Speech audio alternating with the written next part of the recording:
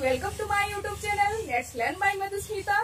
चलिए दोस्तों, आज सबके लिए कुछ ऐसे 10 कॉमन इडियम्स लेकर आए हूँ जो आपके लिए बहुत बेनिफिशियल होने वाला है। ये बहुत इजी है, आप बस देखते जाइए, वो याद होता जाएगा। आपको बिल्कुल भी टेंशन लेने का जरूरत नहीं, बस वीडियो के एंड तक बने रहिए। तो इडियम्स को हिंदी में क्या बोलते हैं? इसको हिंदी में मुहावरा बोलते हैं। तो first idiom is a piece of cake. इसके सुनने के बाद आपको क्या लग रहा है? ए पीस ऑफ केक को सुनने के बाद बारे में क्या लग रहा है? इस बात लग रहा है ना कि केक एक टुकड़ा है, बट इसका मीनिंग दूर दूर तक इसका है नहीं। इसका मतलब ये है कि बहुत इजी है। जैसे आप एग्जाम देके, एग्जाम्पल की तरफ चलते हैं, जैसे आप एग्जाम देके आ रहे हैं और तो घर में तो घर वाले पूरा बैठ के रहते हैं कि एग्जाम तो खत्म हुआ और आप पूछेंगे कि एग्जाम कैसा था, कैसा गया। तो ऐसे बोलते हैं ना, अगर अच्छा रहता है तो बोलते हैं अरे बहुत इजी था, बहुत अच्छा था बेटा, exam was a piece of cake, बहुत इजी था। और कोई भी प्रोजेक्ट के बारे में, अगर प्रोजेक्ट बना रहे हैं और आपको कोई पूछ रहा है तो प्रोजेक्ट कैसा चल रहा है, कैसा है प्रोजेक्ट? अरे प्रोजेक्ट बहुत अच्छा है, बहुत बढ़िया है, बहुत इजी है। तब this project is a piece of cake, बहुत इजी है, बहुत आसान है, आपको करने में बिल्कुल दिक्कत नहीं है। तो नेक्स्ट चलिए चलते हैं ABC। ABC का मतलब क्या है? आपको लग रहा है कि ABC इंग्लिश लेटर है? बिल्कुल नहीं है। इसका यहाँ पे मतलब ये है कोई भी चीज के बारे में बेसिक जानकारी होना। क्या है? कोई भी चीज के बारे में बेसिक जानकारी होना। जैसे कोई घर में बोलते हैं कि कोई भी काम करो, जैसा भी, तो मतलब कोई भी काम करो, उससे पहले आपको उसके बारे में बेसिक जानकारी होना चाहिए। जैसे before doing anything you need to know ABC about it.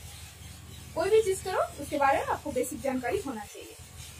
तो अगर मैं साइंस की स्टूडेंट हूँ और मुझे कोई आर्ट्स के बारे में पूछता है, तो कोई सब्जेक्ट के बारे में, तो मैं क्या बोलूंगी?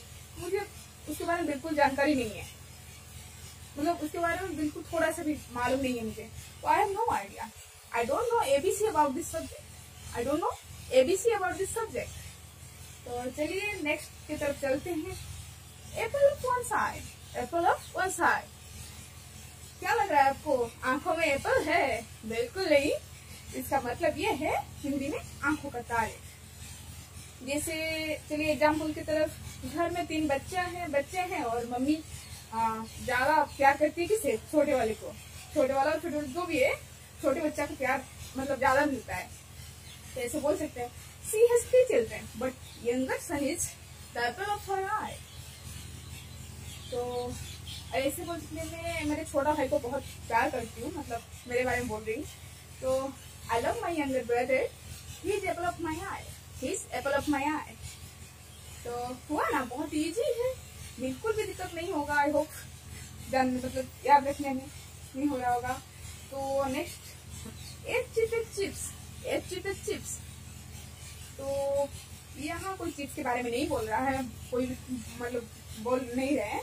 तो इसका रियल मतलब है, यहाँ जो मतलब बोलना चाह रहे हैं कि रियली चीप है, जो बहुत सस्ते में मिलता है, बहुत सस्ते में लिए, सस्ता है, बहुत सस्ता।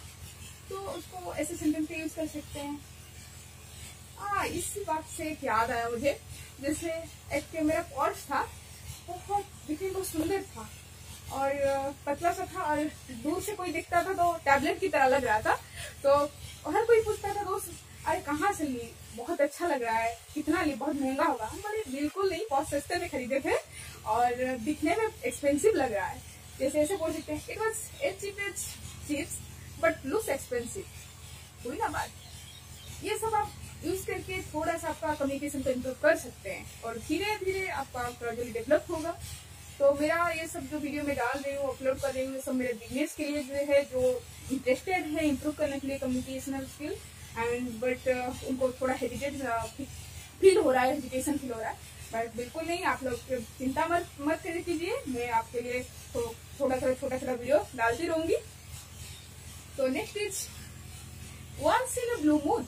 Once in a blue moon, ये क्या लग रहा है? ब्लू मून के बारे में कुछ बोल रहे हैं? बिल्कुल नहीं। तो इसका मतलब है वेरी रेयर, कभी कभार। जैसे कोई, मैं मतलब सिनेमा वगैरह ज्यादा नहीं जाती हूँ, कभी मतलब थिएटर वगैरह देखने नहीं जाती हूँ। जैसे कोई पूछता है तुम सिनेमा आज तक नहीं जाते हो कभी, तुमको अच्छा नहीं लग रहा है, तुम्हें लगता है जो मतलब सिनेमा देखने के लिए? तो बोलती हूँ अरे कभी कभार जाती हूँ, I go to cinema once in a blue moon, कभी कभार चले जाती हूँ, ऐसे हर बार जाना अच्छा नहीं लगता। और एक एग्जाम्पल आप ऐसे ले सकते हैं, जैसे डॉक्टर मेरी तबीयत खराब होने की वजह से नॉनवेज खाने के लिए मना कर दिए, बोली कि मतलब नॉनवेज बिल्कुल अभी नहीं खाना है। तो मेरे एक दोस्त मतलब पूछ रहा था कल कि तुम नॉनवेज नहीं खा रहे बिल्कुल? मैं बोलती हूँ अरे अभी तो नहीं खा रही हूँ, कभी कभार खा लेती हूँ, मतलब I eat nonveg once in a blue moon, कभी कभार खा लेती हूँ। तो नेक्स्ट चलिए नेक्स्ट की तरफ, आइसिंग ऑन द केक। क्या? Icing on the cake. तो इसको हिंदी में बोलते हैं, मतलब केक के ऊपर आइस नहीं है, ऐसा कुछ नहीं है, इसका हिंदी की मीनिंग है सोने पे सुहागा, जिस बोलते हैं ना सोने पे सुहागा।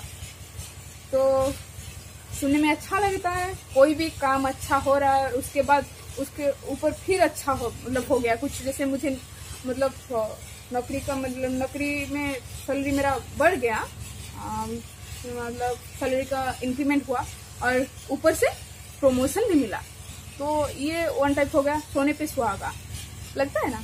तो मुझे बेस्ट अवार्ड मिला, वो फिर मेरे बेस्ट प्रोफेसर से, फेवरेट प्रोफेसर से, फेवरेट जो मेरे हैं उनसे मिला।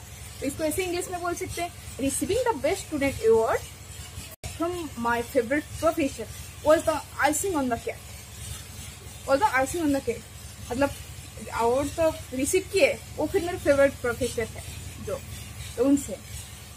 तो और बढ़ा सैलरी, और सैलरी बढ़ने के साथ साथ उसका प्रमोशन भी मिल गया, तो हुआ ना सोने की सुहागा। तो ऐसे बोल सकते हैं getting a salary raise along with promotion और the icing on the cake for him, ऐसे बोल सकते हैं। तो next is it's not rocket science, मतलब रॉकेट साइंस यहाँ पे कहाँ आ गया रॉकेट साइंस के बाद? तो इट्स नॉट रॉकेट साइंस, इसका मतलब ये है easy to do, easy to understand, मतलब बस इजी है समझने में करने में, बट डिफिकल्ट जो नहीं है। तो इसको ऐसे बोल सकते हैं, मैं जब मेरे मम्मी को पूछी कि अरे तुम एंड्रॉयड क्यों नहीं लेते, मतलब अभी सब एंड्रॉयड यूज़ कर रहे हैं, तो वो कीपैड लेती है, मतलब यूज़ करती है, तो वो बोलती है मुझे इंटरनेट का इस्तेमाल बिल्कुल नहीं आता, तो मुझे ठीक है ये कीपैड ही सही है। तो मैं बोलती हूँ अरे ये कोई रॉकेट मतलब बहुत बड़ी चीज़ नहीं है, ये बहुत आसान है सीखने में। तो इसको इस तरह से बोल सकते हैं, the internet is not rocket science, it's easy to learn to use the internet, ऐसे बोल सकते हैं। तो internet is not rocket science, it's very easy to learn, it's very easy to learn. तो नेक्स्ट एग्जाम्पल इज, अगर कोई हमको मतलब छोटा भाई आता है पूछने के लिए मैथ, मैं पहले उसको मतलब उसका जो मन में डर है उसको भगा देती हूँ, तो बोलती हूँ अरे ये तो बहुत ईजी है, इस मतलब ये बहुत ईजी, क्यों नहीं कर पा रही है, मतलब कर पा रहा है, तो ऐसे बोलते हैं। तो solving this equation is not rocket science, I don't know why you can't solve it, क्यों तुम ये कर नहीं पा रहे, उनको पता नहीं, बहुत ईजी है। पहले उसके मन में डर मतलब चला जाता है, उसके बाद समझा देती हूँ तो वो समझ लेता है बहुत आसानी से। तो चलिए उसका नेक्स्ट है, ये बहुत कॉमन है, no pain no gain, no pain no gain. इसका मतलब ये है कि बिना मेहनत के कुछ हासिल नहीं होता, बिना मेहनत के कुछ हासिल नहीं होने वाला, ये तो सही बात है ना। तो मेरे मम्मी हमेशा कहती रहती है कि बिना मेहनत के कुछ मिलने वाला है नहीं, कुछ हासिल नहीं होगा, तो मेहनत करना जरूरी है। तो इसको ऐसे बोल सकते हैं, my mother always says no pain no gain, no pain no gain. तो और एक एग्जांपल ले सकते हैं, जैसे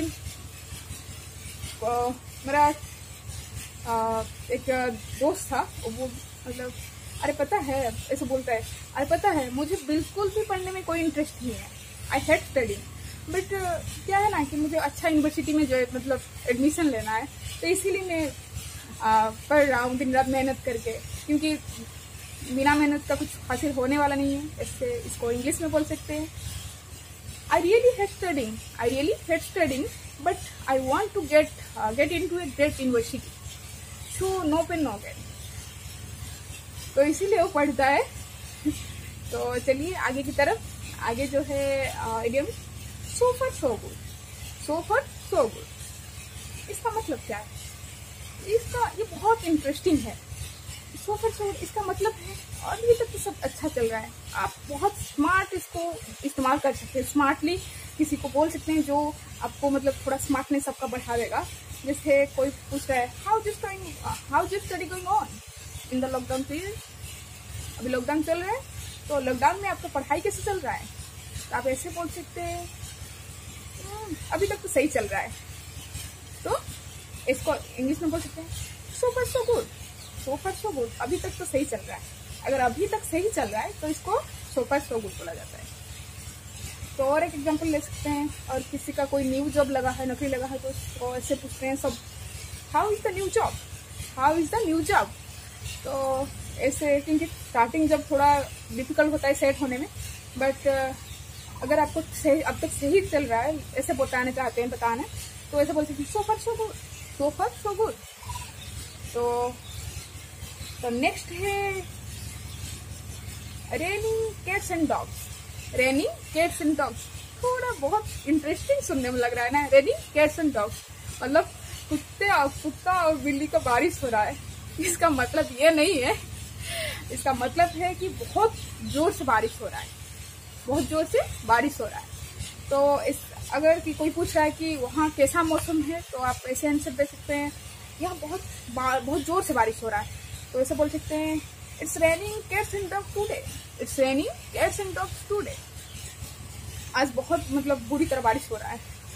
और एक ऐसे बोल सकते हैं मैं मार्केट से जब आ रही थी, हम लोग आ रहे थे तो बहुत जोर से बारिश हो रहा था। तो ऐसे इसको इंग्लिश में बोलेंगे when we were returning from market it was raining cats and dogs. ऐसे बोल सकते हैं, सुनने में भी अच्छा लग रहा है ना। तो आई होप आप सबको ये सब जानने में बिल्कुल दिक्कत नहीं हुआ होगा, और जितना भी सब बताई हूँ सब याद हो चुका होगा, क्योंकि बिल्कुल ज़्यादा लंबा नहीं है और बिल्कुल समझे याद करने में भी डिफिकल्ट नहीं है। तो आई होप मेरा ये जो वीडियो आपको अच्छा लगा होगा। So if you like my video then like it and don't forget to subscribe my channel.